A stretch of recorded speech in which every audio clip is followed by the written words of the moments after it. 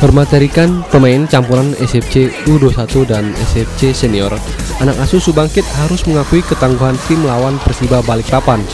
Bermain di Stadion Persiba, tim tamu Sriwijaya FC kalah dengan skor telak 4-2.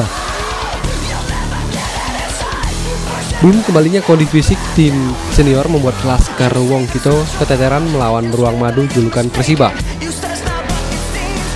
Akibatnya gawang SFC kebobolan terlebih dahulu melalui gol Patrice Zeko di menit 24.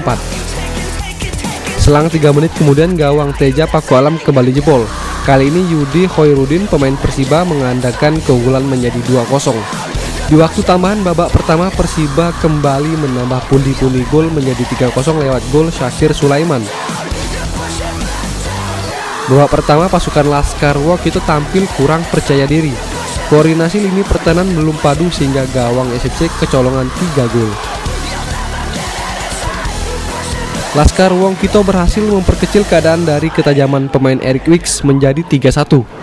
Gol Eric memacu semangat para pemain. Serangan balik yang dibangun para pemain Sriwijaya FC cukup berhasil. Terbukti Herman Zumafo juga menciptakan gol pada menit ke-69. Skor berubah menjadi 3-2. Tuan rumah yang menghindari babak playoff zona degradasi bermain sangat baik di depan pendukungnya. Memanfaatkan umpan crossing, Yong Kwang Kim memperlebar jarak menjadi 4-2 lewat sundulan kepalanya di menit 73. Di laga penutup musim kompetisi 2012-2013, Laskar Wongkito mengalami kekalahan terbesar yaitu 6-1 menghadapi Barito Putra.